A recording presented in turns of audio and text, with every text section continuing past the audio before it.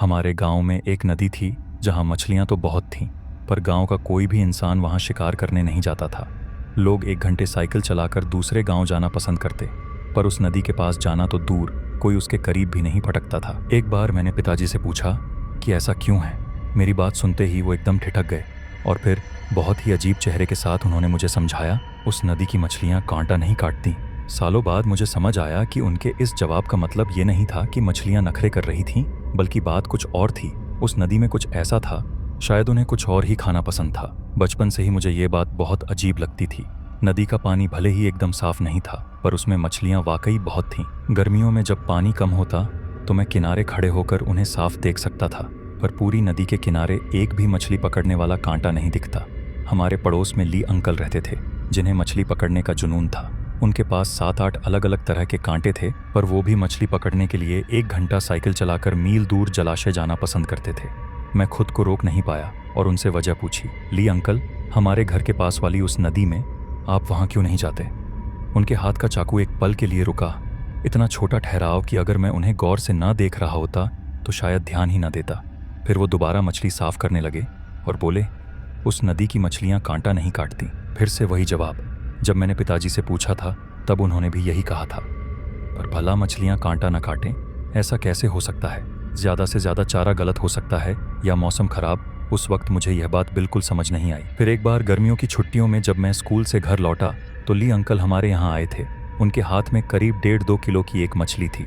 वह लाल कार्प पूरी तरह से सुर्ख लाल थी और आंगन की लाइट में उसके छिलके चमक रहे थे। उन्होंने हाथ हिलाकर वो मछली मेरी माँ को थमाई और तुरंत वहाँ से चले गए।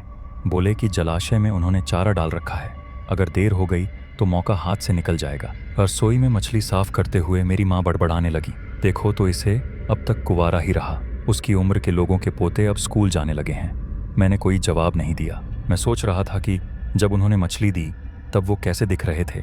40 साल से ज़्यादा की उम्र में त्वचा तो ढीली पड़नी ही चाहिए, पर मैं उनके इतना करीब था। फिर भी उनका चेहरा 30 साल के किसी नौजवान जैसा एकदम साफ और चमकदार था। उनके माथे पर एक झुर्री तक नहीं थी। पता नहीं ली अंकल खुद का ख्याल कैसे रखते थे। उस वक्त मैं रसोई के दरवाजे पर खड़ा माँ को चाकू चलाते देख रहा था। चाकू चलने पर ऐसी आवाज़ आई जैसे कोई जमा हुआ मांस काट रहा हो, और अंदर से निकला खून, बहुत गहरा, लगभग काला था। माँ ने अपनी भौहें सिकोड़ी पर कुछ कहा नहीं और उसे कपड़े से पोंछ दिया। तब मैंने इस बात पर ज़्यादा ध्यान नहीं दिया, पर अब याद करता हूँ तो लगता है कि उस खून का रंग बिल्कुल वैसा ही था जैसा मैंने बाद में किसी और चीज़ में देखा था। उस रात मैंने एक सपना देखा कि मैं गांव के मुहाने पर नदी के किनारे खड़ा हूँ। नदी का पानी गहरा हरा था और सतह पर मछलियाँ तैर रही थीं, एक के बाद एक, अपनी सफ़ेद पेट ऊपर किए हुए, किनारे से लेकर दूर तक, जहाँ तक नज़र जा सके।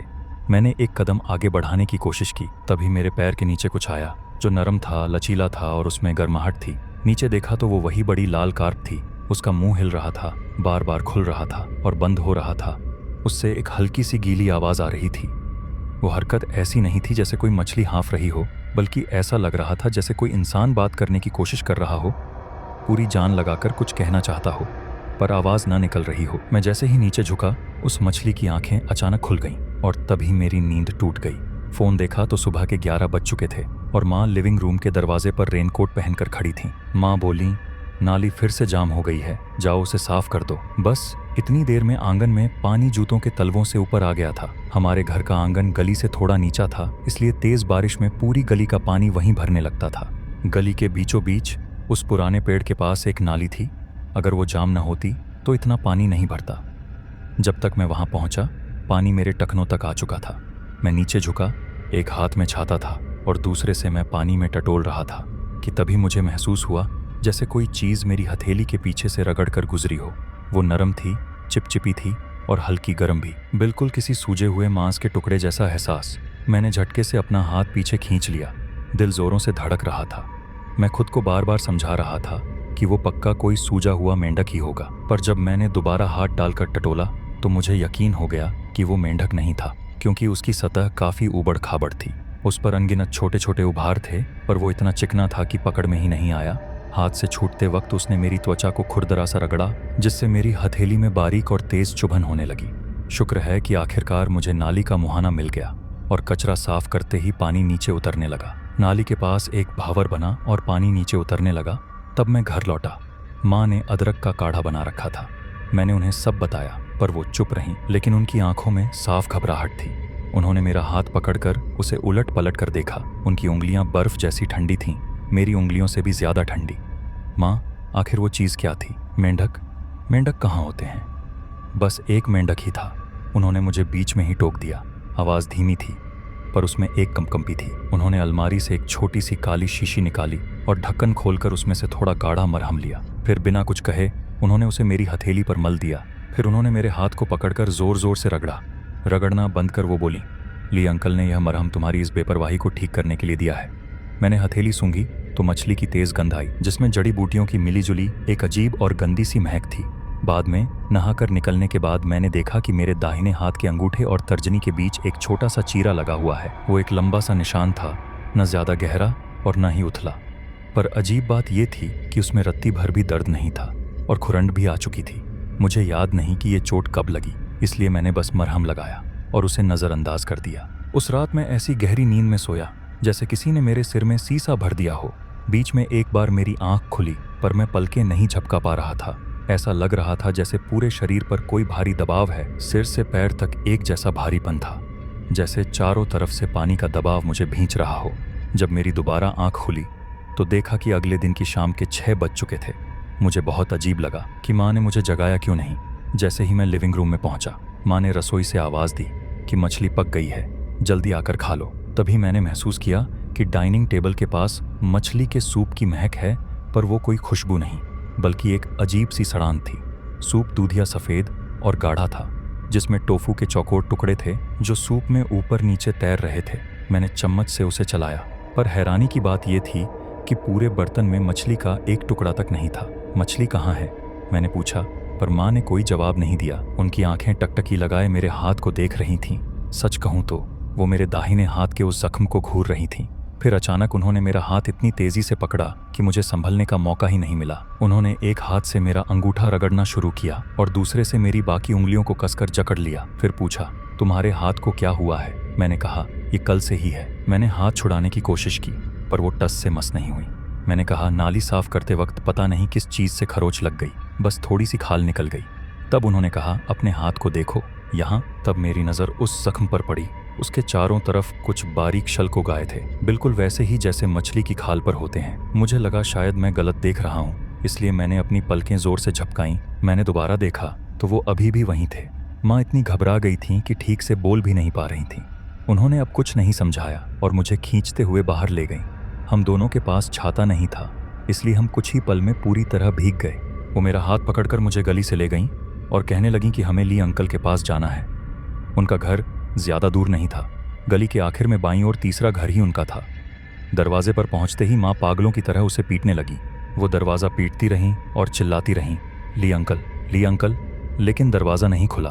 तब मुझे एहसास हुआ कि उस पूरी गली में बारिश की आवाज़ और माँ के शोर के अलावा और कोई हलचल नहीं थी। हर घर के दरवाजे और खिड़कियां कसकर बंद थे, पर्दे पूरी तरह गिरे हुए थे, जैसे बाहर कोई भयानक चीज़ हो। आखिरकार माँ की हिम्मत जवाब दे गई और वो दरवाजे के सहारे नीचे फिसल गई। वो पानी के गड्ढे में बैठकर रोने लगी। पता नहीं कितना समय बीता, पर आखिर में दरवाज़ा खुला।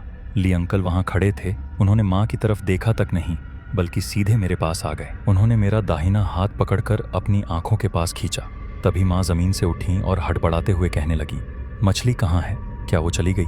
मछली गायब हो गई है। ली अंकल की भौहें तन गईं और माथे पर गहरी लकीरें उभर आईं। उन्होंने मेरा हाथ पलटकर उस जख्म को इतनी जोर से दबाया कि दर्द के मारे मेरी सिहरन निकल गई। उन्होंने पूछा, क्या तुम हाल ही में नदी के किनारे गए थे? मैंने जवाब दिया, नहीं, पर एक बार मैंने सपने में देखा था। यह सुनकर उन्होंने मेरा हाथ छोड़ा और एक ठंडी आह भरकर आंगन की तरफ चल दिए। उन्होंने पीछे मुड़कर माँ की तरफ देखा। माँ ने बस सिर हिलाकर अपनी सहमति दी, पर उनके पैर जैसे ज़मीन से चिपक गए थे। वो बारिश में खड़ी मुझे देखती रहीं और मैं ली अंकल के साथ आंगन में चला गया। ली अंकल मुझे एक खाली कमरे में ले गए। नीली ईंटों की दीवारों पर कोई सफ़ेदी नहीं थी और फर्श भी उन्हीं ईंटों का था जो पैरों की रगड़ से चमक रहा था। हवा में जड़ी बूटियों और मछली की एक मिली जुली गंध फैली थी। वो गंध बहुत तेज तो नहीं थी, पर लगातार बनी हुई थी, जैसे यह घर खुद सांस ले रहा हो। उन्होंने मुझे वहाँ रखी इकलौती लकड़ी की कुर्सी पर बैठने को कहा और फिर मुझसे मेरे उस सपने के बारे में पूछा। मैंने उन्हें उस बड़े कार्प के बारे में बताया। यह सुनकर वो काफ़ी देर तक चुप रहे, फिर बोले, थोड़ा दर्द होगा, सह लेना। उन्होंने पीछे से एक रसोई वाला चाकू निकाला और मेरे शरीर पर निशान लगाने लगे। मेरा मन हुआ कि मैं वहां से भाग जाऊं, पर उन्होंने पहले ही मेरे कंधे को जकड़ लिया था। आंखें बंद कर कुछ अजीब शब्द बुदबुदाए और फिर चाकू सीधे उस जख्म पर चल गया। अगले ही पल एक भयानक दर्द उठा। बाद में माँ ने बताया कि वो दरवाजे के पीछे खड़ी मेरी चीखें सुन रही थी। उन्हें लगा जैसे बचपन में किसी बैल को कटते हुए सुना हो। वो अंदर भागना चाहती थी पर खुद को रोक लिया। उन्होंने कहा कि अपनी पूरी जिंदगी में खुद को रोकना उनके लिए इतना मुश्किल पहले कभी नहीं हुआ था।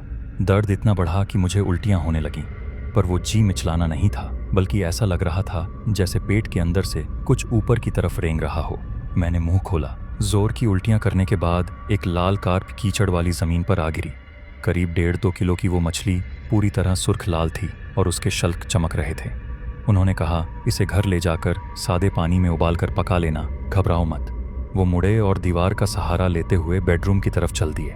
वो काफ़ी झुक गए थे और उनके बालों का एक बड़ा हिस्सा सफ़ेद हो चुका था, जबकि मुझे याद था कि पहले वो पूरी तरह काले थे। जाते समय दरवाज़ा बंद कर देना, ली अंकल ने यही कहा था। उसी दिन घर पहुंचते ही माँ ने मछली पका दी। वो शोरबा हल्के नीले रंग का था, जिसे मैंने पूरा पी लिया, यहाँ तक कि उसके अंदरूनी अंगों को भी निगल गया। मछली का मांस बहुत सख्त और बेस्वाद था। चबाते वक्त ऐसा लग रहा था जैसे रबर चबा रहा हूँ। खाने के बाद उस रात मुझे तेज़ बुखार चढ़ गया। शरीर ऐसा तप रहा था जैसे मैं पानी में डूबा हुआ हूँ। मेरा कंबल पसीने से तरबतर हो गया। तकिया भी पूरी तरह गीला हो चुका था। पर जब बुखार उतरा तो मेरे शरीर की त्वचा अजीब तरह से चिकनी हो गई थी। मैंने कपड़े पहने और बिस्तर की चादरें समेटकर कमरे से बाहर निकला। तभी ठीक उसी पल पिताजी काम से वापस आए। पिताजी बोले, घर में पानी रिस रहा है और ये मछली की गंध कहाँ से आ रही है? इतनी सुबह सुबह मछली पका रही हो क्या? माँ ने जवाब दिया, कौन सी मछली, सुबह तो दलिया खाना है, फिर ये इतनी तेज गंध कहाँ से आई? उन्होंने एक बार फिर नाक सिकोड़ी। उन्होंने हवा में जोर से सूंघा और उनके माथे पर बल पड़ गए। उनके कहने पर मैंने भी गौर किया तो सच में एक मछली जैसी गंध आ रही थी, बहुत हल्की, लेकिन वो वहाँ थी और वो गंध मेरे अपने शरीर से आ रही थी। माँ ने उन्हें टोकते हुए कहा, ज्यादा सवाल मत करो, ये सब ली अंकल की बदौलत है, वरना पता नहीं तुम्हारे बेटे के साथ क्या हो जाता। जब भी समय मिले उन्हें अच्छे से खाने पर बुला लेना। माँ की दबी हुई आवाज रसोई से आ रही थी। वो सब्जियां काट रही थीं, पर उनकी रफ्तार रोज से कहीं ज्यादा तेज थी। ऐसा लग रहा था जैसे वो बस नाटक कर रही हों। अजीब बात यह थी कि ये सुनकर पिताजी ने और कुछ नहीं पूछा, बल्कि चुपचाप कपड़े बदलने कमरे में चले गए। मेरे पास से गुजरते वक्त वो एक पल के लिए ठिठके। शायद वो कुछ कहना चाहते थे, पर उन्होंने बस मेरे कंधे को थपथपाया। स्पर्श बहुत हल्का था, लेकिन उनके हाथ हल्के से कांप रहे थे। इसके बाद मेरी गर्मियों की छुट्टियां बहुत ही साधारण तरीके से गुजरी। बस हर दिन खाना, सोना, गेम खेलना और झांगकियांग के साथ लिनगांव के जलाशय में मछली पकड़ने जाना। झांगकियांग मेरा बचपन का दोस्त था और हम दोनों एक ही हाई स्कूल में पढ़ते थे। हर साल गर्मियों की छुट्टियों में हम साथ मिलकर वहां मछली पकड़ने जाते थे। स्कूल खुलने से कुछ दिन पहले मैं झांगकियांग से मिलने गया ताकि पूछ सकूं कि हम साथ में स्कूल कब वापस चलेंगे। पर जब मैं झांगकियांग से मिला तो उसकी हालत बहुत खराब थी। चेहरा एकदम पीला पड़ा हुआ था और आंखों में इतनी लाली थी जैसे कई दिनों से सोया ही ना हो। उस वक्त मुझे लगा कि वो बस रात भर गेम खेलने की वजह से थक गया है, इसलिए मैंने ज़्यादा कुछ नहीं सोचा। पर बाद में मुझे इस बात का बहुत अफसोस हुआ। काश मैंने उससे एक सवाल और पूछा होता या उसे थोड़ा और गौर से देखा होता तो शायद नतीजे कुछ और होते। छुट्टियों के आखिरी दिन हमने वापसी का सफ़र शुरू किया। सुबह हम कुछ पहाड़ी रास्तों से गुजरे ताकि दोपहर तक शहर के बस स्टैंड पहुंच सकें, ताकि रात की बस पकड़कर स्कूल खुलने से पहले पहुंच जाएं। उस दिन मौसम काफ़ी ख़राब था, आसमान मटमैला सा दिख रहा था। हमने अपने बैग उठाए, माँ बाप से विदाई ली और निकल पड़े। शहर जाने के लिए हमें एक पहाड़ी रास्ते से गुजरना था और फिर उस बड़ी नदी के किनारे लगभग 2 घंटे चलने के बाद बस स्टैंड आ जाता था। सच कहूँ तो उस पहाड़ी रास्ते तक सब कुछ सामान्य था, लेकिन जैसे ही हम गांव की सरहद वाली उस नदी के करीब पहुंचे, वहां अचानक घना कोहरा छा गया। इससे पहले कि मैं कुछ समझ पाता, झांगकियांग उस कोहरे के अंदर जा चुका था और कोहरा इतना घना था कि मुझे आगे का रास्ता बिल्कुल नजर नहीं आ रहा था। मैं वहीं रुक गया और तभी मुझे एक खौफनाक बात का एहसास हुआ। सब कुछ खामोश हो गया था, न पक्षियों की आवाज़, न कीड़ों की और न ही हवा की सरसराहट। सिर्फ नदी के बहते पानी की आवाज़ आ रही थी। नहीं, वो पानी नहीं था, बल्कि ऐसा लग रहा था जैसे पानी के नीचे कोई चीज़ धीरे धीरे सांस ले रही हो। झांगकियांग, झांगकियांग, मैं पागलों की तरह चिल्लाने लगा, लेकिन कोई जवाब नहीं मिला। मैंने फ़ोन निकाला पर वहाँ कोई सिग्नल नहीं था। मैं बस उस कोहरे में हाथ पांव मारकर आगे बढ़ने लगा। तभी मुझे महसूस हुआ कि मेरे पैरों के नीचे की ज़मीन अब वो मिट्टी वाली सड़क नहीं थी, बल्कि वो छूने में नरम थी और थोड़ी गर्म भी। ऐसा लग रहा था जैसे मैं किसी जिंदा जीव की त्वचा पर चल रहा हूँ। मैं जैसे ही नीचे झुका और उसे छूने की कोशिश की, तभी कोहरे में से अचानक एक हाथ निकला और उसने मेरी कलाई जोर से पकड़ ली। वो झांग कियांग था, लेकिन वो पूरी तरह भीगा हुआ था। उसके चेहरे और कपड़ों से पानी टपक रहा था। ऐसा लग रहा था जैसे वो अभी अभी नदी से बाहर निकला हो। मैंने पूछा, तुम गीले कैसे हो? उसने कोई जवाब नहीं दिया, बस मुझे घूरता रहा और मेरी कलाई पर उसकी पकड़ और मजबूत होती गई। मेरे पीछे आओ, कुछ भी मत छूना और नदी की तरफ मत देखना। समझ नहीं आ रहा था कि आखिर ये सब क्या हो रहा है, लेकिन मेरी अंतरात्मा कह रही थी कि उसकी बात मान लो, इसलिए मैं उसके पीछे चलने लगा, पर बहुत धीरे, और मेरे पैरों के नीचे की ज़मीन और ज़्यादा नरम और चिपचिपी होती जा रही थी। ठंडी हवा में घुली मछली की वो हल्की सी गंध अब और तेज होने लगी थी, इतनी कि वो नाक में चुभने लगी थी। पता नहीं क्यों मुझे अचानक वो दिन याद आया जब मैं ली अंकल के घर से निकल रहा था। उनकी कही एक बात याद आई कि कुछ नदियों को देखना नहीं चाहिए, क्योंकि वहाँ कुछ ऐसी चीज़ें होती हैं कि अगर तुमने उन्हें देखा तो वो भी तुम्हें देख लेंगे। ये सोचते ही मैंने अपनी चाल तेज कर दी, लेकिन तभी अचानक मेरा पैर फिसला और मैं सीधा आगे की ओर जा गिरा।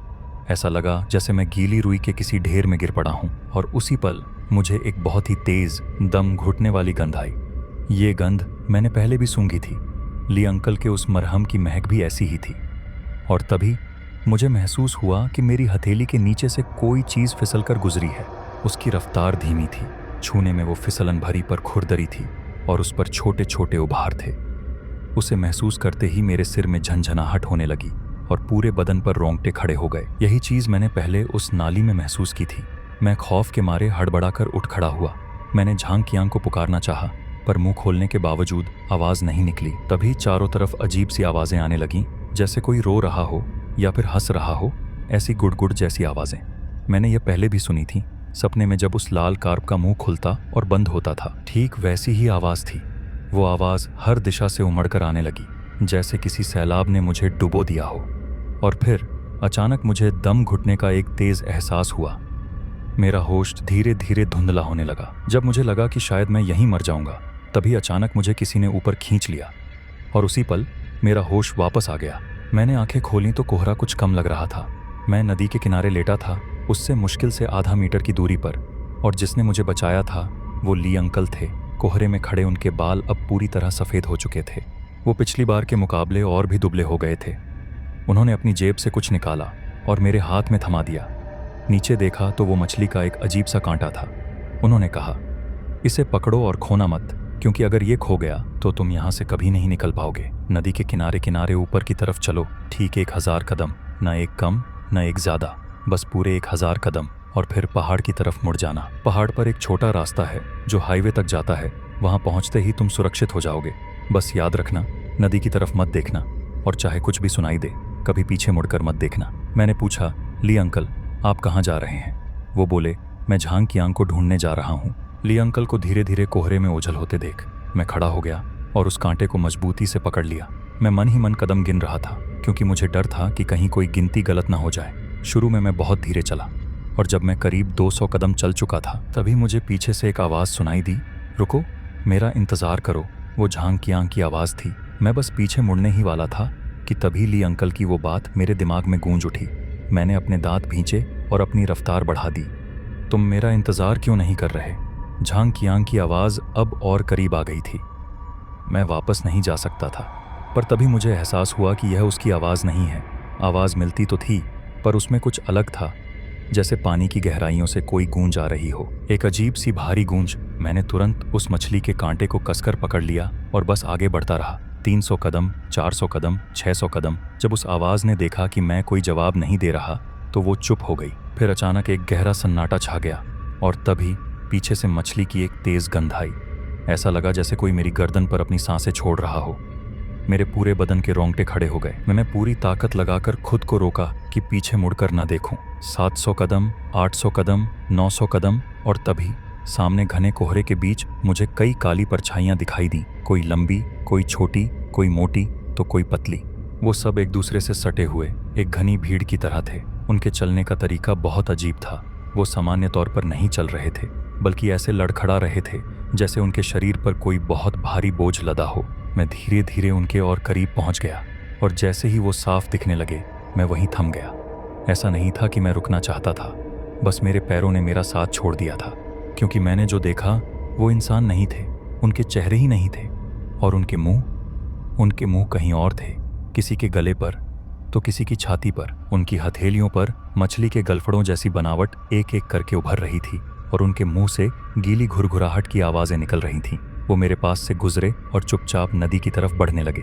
ऐसा लगा जैसे मेरा वहाँ होना या ना होना उनके लिए कोई मायने ही नहीं रखता। और जैसे ही मैंने राहत की एक सांस ली, एक और भयानक सच मेरे सामने आया। उन राक्षसों के बीच मैंने किसी के कपड़े पहचान लिए। एक लाल रंग का बड़ा रुई वाला कोट, जिसकी बाईं जेब पर एक फीका पड़ चुका फूल कढ़ा था। वो मेरी दादी के कपड़े थे, पर वो तो 20 साल पहले ही मर चुकी थीं। उसी पल तब मेरा ध्यान गया कि उनमें से ज़्यादातर लोगों ने बहुत पुराने ज़माने के कपड़े पहने हुए थे और बहुत ही कम लोगों के कपड़े नए थे। मुझे नहीं पता कि मैं कितनी देर तक वहीं सुन्न खड़ा रहा। तभी अचानक मेरे अंगूठे के उस पुराने निशान में एक तेज़ चुभन हुई। मैं झटके से होश में आया और उन परछाइयों के बीच से निकलकर पहाड़ की ओर भागा और एक छोटा सा रास्ता ढूंढकर ऊपर चढ़ने लगा। जब मैं पहाड़ के बीच तक पहुंचा तो मैंने एक बार नीचे देखा। कोहरा आखिरकार छुट चुका था और नदी साफ दिखाई दे रही थी। वो बिना चेहरे वाली परछाइयाँ अब पूरी तरह गायब हो चुकी थीं। नदी के किनारे अब बस ली अंकल अकेले चुपचाप खड़े थे। तभी अचानक उन्होंने मुड़कर मेरी तरफ देखा, पर दूरी इतनी ज़्यादा थी कि मैं उनके चेहरे के भाव नहीं देख पाया। पर मैंने देखा कि उन्होंने हाथ उठाकर मेरी तरफ इशारा किया और फिर वो मुड़े और नदी के पानी में उतर गए। पानी पहले उनके टखनों तक आया, फिर उनकी पिंडलियों तक, पर वो रुके नहीं। वो बस एक एक कदम आगे बढ़ते रहे। मैं उन्हें रोकना चाहता था, पर मैं पूरी तरह बेबस था। मैं बस उन्हें देखता रहा जब तक कि वो पूरी तरह उस नदी में समा नहीं गए। मैं पहाड़ी की ढलान पर खड़ा बुरी तरह कांप रहा था। काफ़ी देर वहीं रहा, फिर मुड़ा और उस छोटे रास्ते से ऊपर की ओर चल पड़ा। करीब आधे घंटे बाद मैं हाईवे पर पहुंचा और बहुत देर तक सड़क किनारे बैठा रहा। अंधेरा होने ही वाला था कि तभी वहां से माल ढोने वाला एक ट्रक गुजरा। ड्राइवर करीब 40 साल का एक मोटा आदमी था। उसने बस एक नज़र मेरी तरफ देखा और बिना कुछ पूछे दरवाज़ा खोल दिया। मैं ट्रक में चढ़ा और बगल वाली सीट पर बैठ गया। ट्रक के अंदर सिगरेट और पेट्रोल की तेज़ गंध थी। नाक में जलन तो हो रही थी, पर अजीब बात है कि मुझे सुकून महसूस हो रहा था। 1 घंटे से ज़्यादा चलने के बाद हम शहर पहुँचे, जहाँ मैंने रात गुजारने के लिए कोई भी एक इंटरनेट कैफ़े ढूंढ लिया। मैंने माँ को फ़ोन किया और उन्हें सब कुछ बता दिया, लेकिन मुझे सबसे ज़्यादा हैरानी इस बात की थी कि माँ इतनी शांत थी, जैसे उन्हें पहले से ही पता हो कि ऐसा कुछ होने वाला है। वो बस मुझे बार बार यही समझा रही थीं कि उस मछली के कांटे को संभाल कर रखूं। इंटरनेट कैफ़े के उस केबिन में लेटे हुए मैं करवटें बदलता रहा। नींद कोसों दूर थी। मेरे दिमाग में बस ली अंकल का वो मंजर घूम रहा था जब वो नदी में समा रहे थे। वो नदी में क्यों गए? क्या वो झांकियांग को ढूंढ रहे थे या किसी और चीज़ को? तभी मुझे ली अंकल की वो बात याद आई कि अगर ये कांटा खो गया तो फिर भूल जाओ कि तुम यहाँ से कभी वापस जा पाओगे। आखिर इस मछली के कांटे की इतनी अहमियत क्यों थी? मैंने तुरंत तकिए के नीचे से उसे निकाला और काफ़ी देर तक देखता रहा, पर मुझे उसमें कुछ भी खास नहीं दिखा। फिर अगली सुबह बस से स्कूल लौटने के बाद सब कुछ पहले जैसा सामान्य हो गया। बस एक चीज़ थी जो सही नहीं लग रही थी। मेरे दाहिने हाथ के अंगूठे और तर्जनी के बीच का वो निशान भले ही भर गया था, पर उसका रंग और गहरा होता जा रहा था। मैंने उस निशान को छूकर देखा। दर्द तो नहीं था, लेकिन एक अजीब सा एहसास था जिसे बयां करना मुश्किल है, जैसे खाल के अंदर कुछ तैर रहा हो। स्कूल में मैंने फिर कई बार ली अंकल और झांकियांग के बारे में पूछा। माँ ने बस इतना बताया कि तलाश अभी भी जारी है। फिर जब सर्दियों की छुट्टियां होने वाली थीं तो मुझे माँ का फ़ोन आया। उन्होंने बताया कि ली अंकल का घर तोड़ा जाने वाला है। गांव में नया मास्टर प्लान बन रहा है, इसलिए उन्होंने मुझे वापस आकर ली अंकल का सामान समेटने को कहा। मैंने हैरानी से पूछा, पर ली अंकल क्या वो अभी तक मिले नहीं? फ़ोन पर एक लंबी खामोशी छाई रही। फिर माँ बोली, तुम वापस आओगे तो खुद जान जाओगे। 4 घंटे बस का सफ़र और फिर 5 घंटे पहाड़ी रास्तों पर पैदल चलने के बाद मैं गांव पहुंचा। गांव अब भी वैसा ही था, शांत और वीरान। गलियों में इक्का दुक्का लोग ही दिख रहे थे। जब मैं घर पहुंचा, माँ रसोई में काम कर रही थीं और पिताजी बैठक में टीवी देख रहे थे। मैंने पूछा, ली अंकल का घर कब टूटना है? माँ ने रसोई से सिर बाहर निकाला और बोली, कल। उन्होंने कहा, ली अंकल के साथ तुम्हारी सबसे अच्छी पटती थी, तो तुम आज जाकर सामान समेट लो।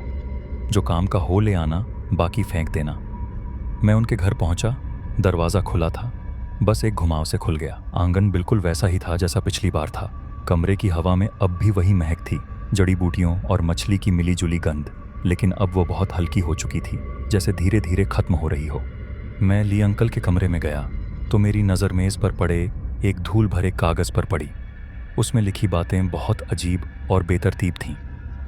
वह ली अंकल की ही लिखावट थी, लेकिन लिखावट बहुत ही गंदी थी। उसमें लिखा था, तुम्हें लगता है कि तुमने मछली खाई है, लेकिन असल में मछली ने तुम्हें खा लिया है। नदी में कोई एक चीज़ नहीं बल्कि पूरा झुंड है। वे पानी के नीचे, कीचड़ में और नदी की तलहटी की दरारों में छिपे हैं। वे मछलियाँ नहीं खाते, वे इंसानों को खाते हैं, और उन्हें खाने के बाद वे किसी और चीज़ में बदल जाते हैं। उस कागज़ के नीचे पेंसिल से एक बहुत ही हल्का सा चित्र बना था, इतना धुंधला कि लगभग दिख ही नहीं रहा था। मैंने गौर से देखा तो पता चला कि वह एक मछली थी, एक बहुत बड़ी मछली जिसका मुंह खुला हुआ था। उस मछली के मुंह में एक छोटी मछली थी, और उस छोटी मछली के अंदर एक और उससे भी छोटी, बिल्कुल उन गुड़ियों की तरह जो एक के अंदर एक फिट होती हैं। और सबसे अंदर वाली उस नन्ही मछली के मुंह में एक इंसान था। उसे देखकर मुझे लगा कि वह ली अंकल ही थे, क्योंकि उस इंसान के दाहिने गाल पर ठीक वैसा ही निशान था जैसा ली अंकल के चेहरे पर था। मैंने वो पर्ची उठाई और उसे अपने बैग में रख लिया। फिर मैंने कमरे में एक बार फिर नज़र दौड़ाई ताकि देख सकूं कि कुछ और काम का सामान बचा है या नहीं। अलमारी में कुछ पुराने कपड़े लटके थे और मेज़ की दराज में एक टॉर्च मिली। रसोई में एक चाकू था और बर्तनों वाली अलमारी में कुछ कटोरे और प्लेटें। लेकिन जैसे ही मैंने अलमारी का सबसे निचला हिस्सा खोला, मैं एकदम ठिठक गया। वहाँ एक टब रखा हुआ था। टब आधा पानी से भरा था और उसमें कुछ तैर रहा था। एक लाल कार्प, करीब 1.5-2 किलो की, जिसका पूरा शरीर सुर्ख लाल था। मध्यम रोशनी में उसके शल्क चमक रहे थे। पर मुझे याद आया, वह मछली तो मेरी माँ ने पका ली थी ना। मैं नीचे झुका और उसे गौर से देखने लगा। वह पानी में बिल्कुल स्थिर थी, ऐसा लग रहा था जैसे वह मर चुकी हो। मैंने उसे छूने के लिए हाथ बढ़ाया और जैसे ही मेरी उंगली ने पानी को छुआ, वह मछली अचानक हिलने लगी और उसने झटके से अपना मुंह खोला, इतना बड़ा कि वह बिल्कुल अस्वाभाविक लग रहा था। उसके मुंह में दांत थे, पर वे मछलियों वाले नहीं, इंसानों वाले दांत थे, कतार दर कतार सजे हुए, कुछ सफ़ेद तो कुछ पीले। मैं दहशत में झटके से पीछे हटा और गिर पड़ा। मैं धड़ाम से ज़मीन पर जा गिरा और तभी उस मछली ने अपना मुंह बंद कर लिया। उसने एक करवट ली तो उसका सफ़ेद पेट दिखने लगा, जिस पर सिर से लेकर पूंछ तक एक लंबा निशान था। उस पल एक रूह कंपा देने वाली ठंड ने मुझे जकड़ लिया, क्योंकि उस निशान की बनावट ठीक वैसी ही थी जैसा मेरे दाहिने हाथ के अंगूठे के पास वाला निशान है। मैं तुरंत ज़मीन से उठा और बदहवास होकर ली अंकल के घर से बाहर भाग गया। मुझे नहीं पता मैं क्या सोच रहा था, बस डर के मारे भागना चाहता था। इतनी जल्दी में था कि सामने कौन है यह देखा तक नहीं, और सीधे उनसे जा टकराया। वो पड़ोसी वांगशेन थी। उनके हाथ में प्लास्टिक की एक बाल्टी थी। बाल्टी पानी से भरी थी। मैंने पूछा, वांगशेन, मैं आपसे एक बात पूछना चाहता हूँ। ली अंकल आखिर कहाँ गए? उन्होंने मेरी तरफ देखा, उनकी नज़रें चुरा रही थीं। काफ़ी देर सोचने के बाद वो बोली, वो तो मर चुके हैं। मैंने पूछा, कब? उन्होंने जवाब दिया, तुम्हारी गर्मियों की छुट्टियों के बाद, कुछ ही समय बाद। क्या तुम्हारी मौसी ने तुम्हें नहीं बताया? मैंने कांपती आवाज़ में पूछा। लेकिन फिर मैंने घर के अंदर जिन्हें देखा वो कौन था? मैंने पूछा, उनकी मौत कैसे हुई? वांगशेन ने एक बार मेरी तरफ देखा और अचानक चुप हो गई। उन्होंने सिर झुकाया और अपनी बाल्टी लेकर आगे बढ़ गई। कुछ कदम चलने के बाद वो बिना पीछे मुड़े बहुत ही धीमी आवाज़ में बोली, डूब गए गांव के मुहाने वाली नदी में। उस रात मैं बिस्तर पर लेटा छत को घूर रहा था और पूरी बात को शुरू से अंत तक याद कर रहा था। ली अंकल मेरे वहां आने से पहले ही डूब चुके थे, लेकिन मैंने उन्हें घर में देखा था। उन्होंने मुझे मछली का कांटा दिया, मुझे 1000 कदम चलने को कहा और मेरी जान बचाई, पर वो तो डूब चुके थे। तो फिर उस दिन नदी में कौन था? मैंने करवट ली और अपना चेहरा तकिए में छुपा लिया। तकिए के नीचे दबा वह मछली का कांटा मेरी कनपटी में चुभ रहा था। मैंने उसे निकालकर अपनी आंखों के सामने उठाया। खिड़की से चांद की रोशनी अंदर आ रही थी और सीधे उस कांटे पर पड़ रही थी। तभी मेरी नज़र कांटे पर लिखे 3 बहुत छोटे अक्षरों पर पड़ी। मैंने अपनी आंखें और करीब ले जाकर एक एक अक्षर को पहचानने की कोशिश की। शायद लिखा था, तुम भी कौन हो, या तुम भी क्या हो। तभी मुझे नोटबुक की वो छोटी सी लाइन याद आई, तुम्हें लगता है कि तुमने मछली खाई है, पर असल में मछली ने तुम्हें खा लिया है। न जाने क्यों मेरे दिमाग में एक अजीब सा सवाल आया, उस मछली को खाने के बाद से क्या मैं वाकई अब भी मैं ही हूँ? मैंने नीचे अपने दाहिने हाथ के निशान को देखा। मैं देर तक उसे घूरता रहा और तभी मुझे महसूस हुआ कि उस निशान के नीचे कुछ हिल रहा है। वो चीज़ हमेशा से वहीं थी। जब से मैंने नाली में उस चिकनी चीज़ को छुआ था, वो हमेशा से मेरी नसों में, मेरी हड्डियों की दरारों में मौजूद थी। अचानक खिड़की के बाहर की चांदनी थोड़ी मद्धम पड़ गई। ऐसा लगा जैसे खिड़की के बाहर से कोई बहुत बड़ी चीज गुजरी हो। और उसी पल मुझे फिर वही गंध आई, मछली की वो तेज सड़ांध। तभी मुझे पानी की आवाजें सुनाई देने लगी, छप छप छप, जैसे कोई चीज गली में रेंग रही हो। और उसका शरीर गीली मिट्टी से सटा हुआ था। उसके शल्क कंकड़ों से रगड़ खा रहे थे, जिससे एक हल्की सी सरसराहट हो रही थी। वो आवाज ली अंकल के घर की तरफ से आ रही थी और मेरे दरवाजे पर पहुंचकर एक पल के लिए रुक गई। फिर वो आगे नदी की तरफ बढ़ गई। मैं बिस्तर पर बैठा उस मछली के कांटे को कसकर पकड़े हुए था। मेरी हथेलियां पसीने से तर थीं। उसी पल मुझे एक बात समझ आई। उस नदी की चीजें कांटा इसलिए नहीं चबाती थीं क्योंकि कांटा बहुत छोटा था। अब उस नदी में असल में क्या है, शायद मुझे जल्द ही पता चल जाएगा। क्योंकि उस रात मेरे दाहिने हाथ के उस निशान में फिर से धड़कन शुरू हो गई, धक धक धक, जैसे वो कुछ गिन रहा हो या फिर जैसे कोई उल्टी गिनती चल रही हो।